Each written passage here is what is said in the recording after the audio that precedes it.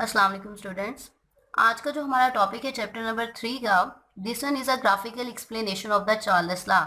जैसे कि हम प्रीवियस लेक्चर्स में पढ़ चुके हैं, जिसमें हमने डेरिवेशन देखी थी एब्सोल्यूट जीरो की। फर्स्ट वन हमने चार्ल्स लॉ देखा था। और चार्ल्स लॉ क्या कहते हैं? चार्ल्स लॉ में हम मेंशन करते हैं that volume is directly proportional to temperature when number of moles and the pressure is kept constant. ये था हमारे पास चार्ल्स लॉ। फिर हमने देखी थी इसकी क्वांटिटेटिव डेफिनेशन। क्वांटिटेटिव डेफिनेशन के बाद हमने उसमें टर्म पढ़ी थी एब्सोल्यूट जीरो की। एक्चुअल में graphical explanation of Charles law क्या है? ये असल में मेंशन करता है कि चार्ल्स लॉ किस कंडीशन में वेरीफाई हुआ था। ठीक है। और हम लास्ट लेक्चर में पढ़ चुके हैं कि चार्ल्स लॉ कब वेरीफाई होता है, कि जब हम टेम्परेचर किस में लेते हैं, when we take the temperature in Kelvin scale. कि जब हम टेम्परेचर को लेते हैं केल्विन स्केल में, तो हमारे पास चार्ल्स लॉ क्या हो जाता है? वेरीफाई हो जाता है। तो एक्चुअल में अब हम इस चार्ल्स लॉ की वेरिफिकेशन को ही क्या कर रहे हैं? ग्राफिकली एक्सप्लेन कर रहे हैं। मींस हम ग्राफ के जरिए ये बताएंगे कि केल्विन स्केल पे किस टेम्परेचर पे चार्ल्स लॉ जो होता है वो वेरीफाई होता है। जो हमने लास्ट लेक्चर में क्वेश्चन भी मेंशन किया था कि why we need Kelvin scale. अब हम इसकी ग्राफिकल एक्सप्लेनेशन पे आते हैं। इसके लिए हम एक ग्राफ ड्रा करेंगे। एक्स एक्सिस के लॉन्ग हम क्या लेंगे? एक्स एक्सिस के लॉन्ग हम लेंगे टेम्परेचर। और वाई एक्सिस के लॉन्ग हम क्या लेंगे? वाई एक्सिस के लॉन्ग हमारे पास आएगा वॉल्यूम। टेम्परेचर का यूनिट हमारे पास सेल्सियस है और वॉल्यूम हम किस में लेंगे? सेंटीमीटर क्यूब में। तो यहाँ पे हमने दो लाइंस लिए हैं। ये दो लाइन जो है ये किसको मेंशन कर रही हैं? ये डिफरेंट, हम कह सकते हैं कि ये हमारे पास डिफरेंट मैसेज हैं। जैसे हम कह सकते हैं कि ये हमारे पास ग्रेटर मैस है और ये लेस मैस। मतलब हमने डिफरेंट मैसेज पे कि गैस की डिफरेंट क्वांटिटी पे हमने क्या किया है? ग्राफ प्लॉट किया है। अब अगर हम यहाँ पे देखते हैं तो हमें एक जस्ट लाइक पहले आप सिर्फ एक लाइन को फोकस करेंगे। हम देख रहे हैं कि ये हमारे पास एक लाइन आ रही है, यहाँ तक बिल्कुल सॉलिड लाइन है। सॉलिड लाइन कहते हैं जो बिल्कुल एक रिजिड लाइन आ रही होती है। उसके आगे अगर हम देखते हैं तो यहाँ पे हमें डॉटेड लाइन नजर आ रही है। और अगर डॉटेड लाइन पे हम टेम्परेचर को देखें तो ये टेम्परेचर कितना है? This one is a -273.16 degree Celsius. Means कि अगर हम ग्राफ चार्ल्स लॉ को एक्सप्लेन करने के लिए एक ग्राफ प्लॉट करते हैं between temperature and volume, then ये जो स्ट्रेट लाइन होगी ये टेम्परेचर एक्सिस पे मीट करती है एट अ टेम्परेचर। वो टेम्परेचर की रेंज क्या है? -273.16 डिग्री सेल्सियस।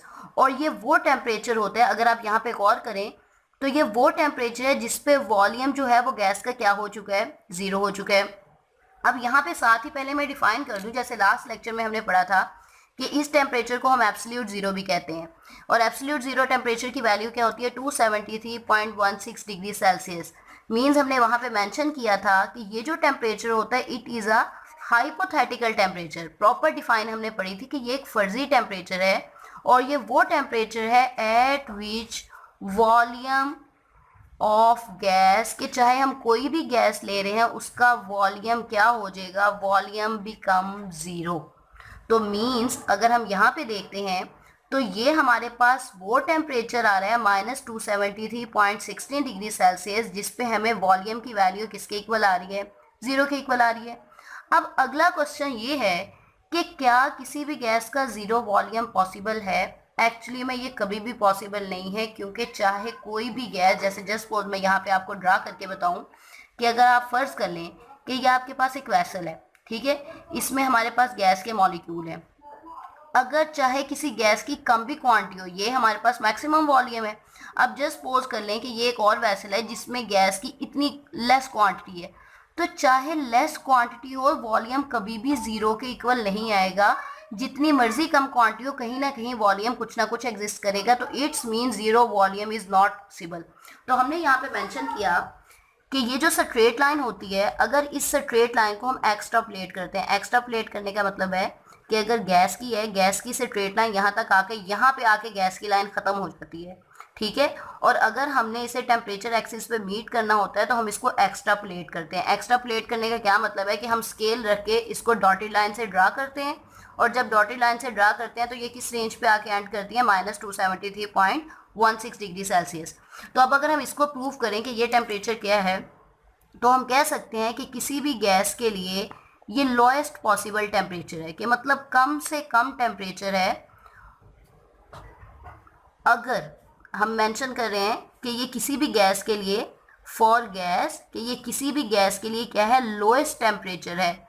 लेकिन if gas remain in gaseous state, ये लाइन बहुत माइंड में रखने वाली है, if gas remain in gaseous state. इस लाइन का क्या मतलब है, हमने कहा ये किसी भी गैस का लोएस्ट पॉसिबल टेम्परेचर है अगर गैस अपनी गैसियस हालत में रहती है। तो इसका मतलब ये है कि इस टेम्परेचर पे पहुंचने से पहले ही गैस, अगर मैं यहाँ पे मेंशन करूँ कि इस टेम्परेचर पे पहुंचने से पहले, ये वो पॉइंट है जिस पे गैस किस में कन्वर्ट हो जाती है, लिक्विड में कन्वर्ट हो जाती है। कैसे लिक्विड में कन्वर्ट होती है, यहाँ पे मैं आपको कुछ कॉन्सेप्ट देती हूँ। अब सपोज करें एक गैस का टेम्परेचर कम करते जा रहे हैं। जब गैस का टेम्परेचर, यहाँ पे मैं एक थोड़ा सा स्केच बताऊंगी आपको कि जस्ट सपोज करें कि ये गैस हमने मेंशन किया कि टेम्परेचर जो होता है वो डायरेक्टली प्रोपोर्शनल होता है किसके, एनर्जी के। ठीक है, ये हम कह सकते हैं डायरेक्टली। अगर एक गैसियस मॉलिक्यूल का टेम्परेचर ज़्यादा है तो उसके मॉलिक्यूल की स्पीड ज़्यादा है, उसकी काइनेटिक एनर्जी ज़्यादा है। टेम्परेचर ज़्यादा है, एनर्जी ज़्यादा है, मीन काइनेटिक एनर्जी ज़्यादा है। जितनी काइनेटिक एनर्जी ज़्यादा होती है उतनी हरकत की एनर्जी ज़्यादा है। टेम्परेचर ज़्यादा है, काइनेटिक एनर्जी ज़्यादा है, काइनेटिक एनर्जी ज़्यादा है, वेलोसिटी ज़्यादा है। तो इट्स मीन अगर वेलोसिटी ज़्यादा है, अगर हम इसको मेंशन करें ये वेलोसिटी है, तो उस गैस का वॉल्यूम क्या होगा, मैक्सिमम वॉल्यूम होगा। अब अगर इसी का इन्वर्स कर दें हमने टेम्परेचर को क्या किया, हम टेम्परेचर को डिक्रीज कर रहे हैं। टेम्परेचर डिक्रीज होगा, काइनेटिक एनर्जी डिक्रीज होगी। काइनेटिक एनर्जी डिक्रीज होगी तो वेलोसिटी डिक्रीज होगी, मीन गैसेस मॉलिक्यूल की स्पीड कम हो जाएगी। और अगर वेलोसिटी डिक्रीज हो जाएगी तो इसका मतलब वॉल्यूम भी क्या हो जाएगा, डिक्रीज हो जाएगा। क्योंकि हम मेंशन करते हैं temperature is directly proportional to volume, तो इसको पूरे को अगर एक फ्लो में देखें तो इसका मतलब है कि अगर हम टेम्परेचर डिक्रीज करते जा रहे हैं तो वॉल्यूम भी क्या होता जाएगा, डिक्रीज। तो यहाँ पे अगर हम ग्राफ में देखते हैं, यहाँ पे माइनस में टेम्परेचर मेंशन है कि हम क्या करते जा रहे हैं, एक गिवन मास ऑफ गैस का टेम्परेचर जो है, अगर इस एक्सिस को देखें, हम टेम्परेचर क्या करते जा रहे हैं, कम करते जा रहे हैं। जितना टेम्परेचर कम होता जाएगा उतना उसका वॉल्यूम क्या होता जाएगा, डिक्रीज। लेकिन इसके साथ ही हम बता रहे हैं कि ये वो कम से कम टेम्परेचर है जिसपे गैस किस में कन्वर्ट हो जाती है, लिक्विड में।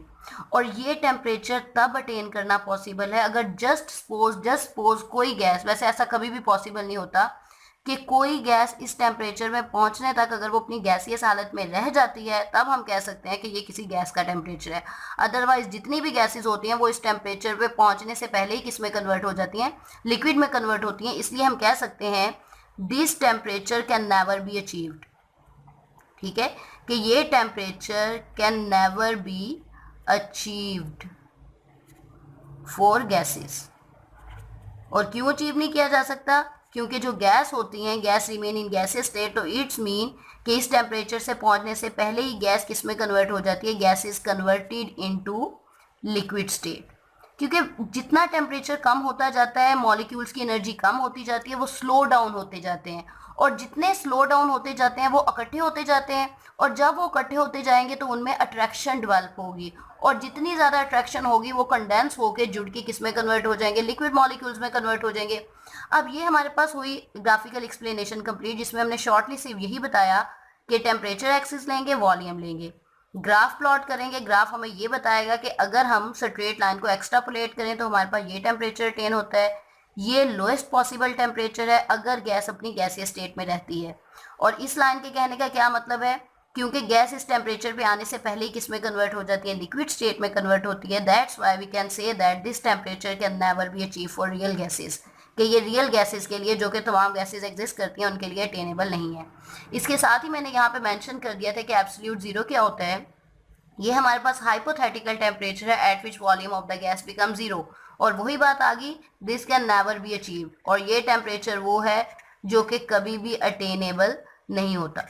इसके साथ ही मेंशन करेंगे एब्सोल्यूट स्केल ऑफ टेम्परेचर। यही एब्सोल्यूट जीरो वाली वैल्यू को हम क्या नाम देते हैं, एब्सोल्यूट स्केल ऑफ टेम्परेचर है। इसे हम क्या नाम कैसे डिफाइन करेंगे, it is a temperature scale which start from, जो कि कहाँ से स्टार्ट होता है, -273.16 डिग्री सेल्सियस, या जिसको हम क्या नाम दे सकते हैं, ज़ीरो केल्विन। क्योंकि ज़ीरो से कोई भी स्केल है वो ज़ीरो से स्टार्ट हो रहा है, तो हम यहाँ पे क्या नाम देंगे, this one is called as a zero Kelvin. इसको हम क्या नाम देते हैं, this one is also called as a absolute scale of temperature, या फिर इसको दूसरा नाम दिया जा सकता है केल्विन स्केल ऑफ टेम्परेचर। अब लास्ट में क्वांटिटी ऑफ गैस का, हमने यहाँ पे स्टार्ट में मैंने बताया था कि हमने दो लाइंस ड्रा की हैं, एक ग्रेटर मैस एक लेसर मैस। ये एक्चुअल में क्यों दो लाइंस ड्रा की थी, ये इस चीज़ को एक्सप्लेन करना था कि क्वांटिटी ऑफ गैस का पोजीशन ऑफ स्ट्रेट लाइन पे क्या इफेक्ट होता है। मींस हम बता रहे हैं कि गैस की ज़्यादा क्वांटिटी या कम क्वांटिटी, उसका स्लोप पे क्या इफेक्ट होता है। तो एक्चुअल में ये होता है कि जो स्लोप होती है ग्राफ में, स्लोप किसे कहते हैं, ये वाली जो इस तरह से एक ढलवान सी आती है, slope is directly proportional to the quantity of gas. ये एक समझने के लिए मैंने प्रोपोर्शनैलिटी का रिलेशन मेंशन किया है कि मीन जितनी गैस की क्वांटिटी ज़्यादा होगी उतनी उसकी स्लोप क्या होती जाएगी, ज़्यादा। लेस क्वांटिटी है तो कम स्लोप है, ज़्यादा क्वांटिटी है तो इसकी ग्रेटर स्लोप है। और उसकी रीज़न क्या है, उसकी रीज़न सिंपली ये है, जितनी ज़्यादा गैस की क्या होगी, ग्रेटर क्वांटिटी होगी। जितनी ज़्यादा क्या है, ग्रेटर क्वांटिटी ऑफ गैस। जितनी ज़्यादा गैस की मिकदार होगी मीन उतना ही ज़्यादा क्या होगा, ग्रेटर वॉल्यूम। और जितना ज़्यादा वॉल्यूम होगा उतना ज़्यादा टाइम लगेगा गैस को लिक्विफाई या इस टेम्परेचर को अटेन करने में। दैट्स वाई हम कहते हैं कि ये ज़्यादा वॉल्यूम को रिप्रेजेंट कर रही है और ये लेस वॉल्यूम को रिप्रेजेंट कर रही है। ज़्यादा मैस है तो ज़्यादा वॉल्यूम होगा, लेस मैस है तो लेस वॉल्यूम होगा। तो जितना ज़्यादा मैस होगा उतना ज़्यादा वॉल्यूम होगा, इसलिए जितना ज़्यादा वॉल्यूम होगा उसकी स्लोप क्या होती जाएगी, ग्रेटर होती जाएगी। और अगर लेस वॉल्यूम है तो उसकी स्लोप क्या होती जाएगी, लेसर होती जाएगी। तो हमने यहाँ पे मेंशन कर दिया slope is directly proportional to quantity of gas. यहाँ पे हमारे पास ग्राफिकल एक्सप्लेनेशन का टॉपिक होता है कंप्लीट, जिसमें आपने लिखते वक्त अगर जब इसको आप राइट करेंगे, सबसे पहले आप ग्राफ ड्रा करेंगे, उसको एक्सप्लेन करेंगे, देन एब्सोल्यूट जीरो को डिफाइन करेंगे, absolute scale of temperature, and last में आप बताएंगे कि क्वांटिटी ऑफ गैस का पोजीशन ऑफ स्ट्रेट लाइन पे क्या इफेक्ट होता है। आई होप बेटा आपको ये क्लियर हो चुका होगा। अगर इसके अबाउट आपके माइंड में कोई भी क्वेश्चन हो तो आप कमेंट सेक्शन में आके पूछ सकते हैं। Thank you.